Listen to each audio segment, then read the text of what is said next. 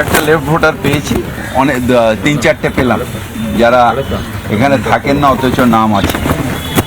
কিছু আছে যেগুলো স্পেকুলিয়াস, মানে যেগুলো যে ভোটারের এখানে কোনো অস্তিত্ব নেই বা আমি এই পাড়ায় জন্মেছি বড় হয়েছি দেখেছি নেই, সেরকম 3-4 জন পেলাম। তো এগুলো নিয়ে আমরা আবার ডিটেলস রিপিট সার্ভে করব, তারা কোথায় গেছেন, কী হয়েছে, কেন এখানে নেই।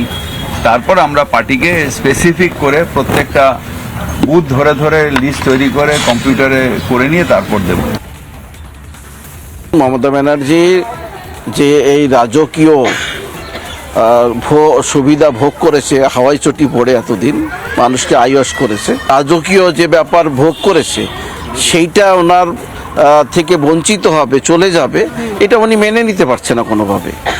আর যদি ওনার দল একবার ক্ষমতাচ্যুত হয়, ওনার দল তো চোরে গুন্ডায় ডাকাতি রেপিস্টে ভরে গিয়েছে, কাটমানি করে জোর করে সমস্ত জায়গায় পঞ্চায়েতগুলো লুট করে রেখে দিয়েছে। এই সব মানে তাসের ত্রুপের মতন ভেঙে যাবে, সেই ভয়ে ওনাকে ভাবাচ্ছে। বাংলা মানে দুর্নীতির আখড়া, সেই দুর্নীতির আখড়ার মহারানী হচ্ছে মমতা ব্যানার্জি। তো সেই মমতা ব্যানার্জি সেই ভয়টা পাচ্ছে। গদিতে থাকলে যদি আমার আরও কিছুদিন আমি বাইরে থাকতে পারি, জেলখানা যাওয়ার ভয় পাচ্ছে।